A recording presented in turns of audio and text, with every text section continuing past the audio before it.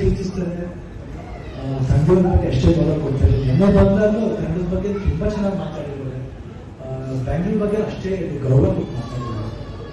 ನಾವು ಅವ್ರನ್ನ ನೋಡಿ ಬೆಳೆದವರು, ನಾನು ಅವ್ರ ಅಭಿಮಾನಿ, ತುಂಬ ದೊಡ್ಡ ಅಭಿಮಾನಿ ಅಂದರೆ ಹೇಳ್ಬೋದು.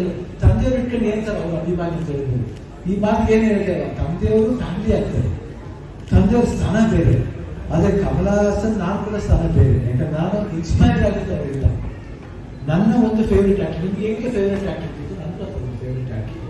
ಖಂಡಿತ ಅವ್ರಿಗೆ ಗೊತ್ತಾಗುತ್ತೆ, ಅವ್ರು ಖಂಡಿತ ಅದಕ್ಕೆ ಏನು ಕೊಡಬೇಕು ಅವ್ರು 100% ಅದನ್ನು ಕೊಡ್ತಾರೆ ಅನ್ನೋ ಭಾವನೆ ನನಗಿದೆ. ಯಾಕಂದ್ರೆ ನಾವು ಸಮಾರಂಭಕ್ಕೆ ಹೋಗಿದ್ದು, ನಮ್ಮನ್ನು ಗೌರವದಿಂದ ಕರೆದಾಗ ಹೋಗಿದ್ದೀವಿ. ಅದೇನಾಗಿದೆ ಅಂತ ನಮಗೆ ಗೊತ್ತಿಲ್ಲ.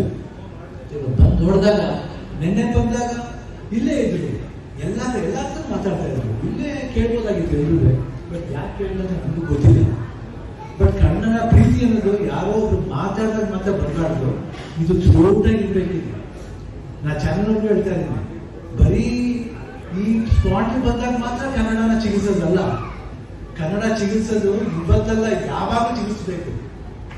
ಅದು ಹೇಳ್ತವ ನಾವೀಗಲ್ಲ, ಕನ್ನಡಕ್ಕೋಸ್ಕರ ಹೋರಾಡ್ತೀವಿ, ಸಾಯ್ತೀವಿ. ಬೇಕಾದ್ರೆ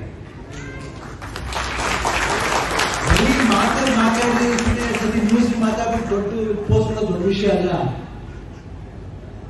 ಕನ್ನಡ ನಾವ್ ಏನ್ ಮಾಡ್ತೀವಿ ನೀವೇ ನೋಡಿ, ನಿಮ್ಗೆ ಗೊತ್ತಾಗುತ್ತೆ, ಎಲ್ಲ ಅಂತ ಸಿಗುತ್ತೆ. ನೀವೇನ್ ಮಾಡ್ತಾರೆ ಕನ್ನಡ ಸಿನಿಮಾಗೆ?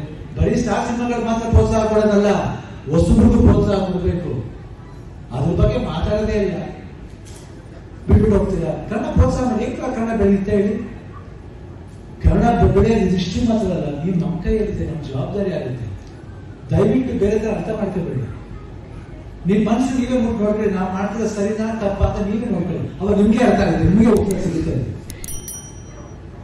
ಅದರಿಂದ ಕನ್ನಡ ಸಮಾಜದ ಬಗ್ಗೆ ನಾವೇನು ದೊಡ್ಡ ಮಾತಾಡಬೇಕಾಗಿಲ್ಲ. ಖಂಡಿತ ಅವ್ರಿಗೆ ಗೊತ್ತಿರುತ್ತೆ, ಅವ್ರು ಇಲ್ಲಿ ಅವರು ಸಿನಿಮಾಗಂತ ಬಹಳ ಕನ್ನಡ ಸಿನಿಮಾ ಮಾಡಿದವರು, ಅವ್ರಿಗೆ ಗೊತ್ತಿರುತ್ತೆ. ಅವ್ರು ಖಂಡಿತ ಏನ್ ಮಾಡ್ಬೇಕು, ಅವ್ರು ಖಂಡಿತ ಮಾಡ್ತಾರೆ ಅಂತ ಭರವಸೆ ಇದೆ. ಇಷ್ಟು ಹೇಳ್ತಾ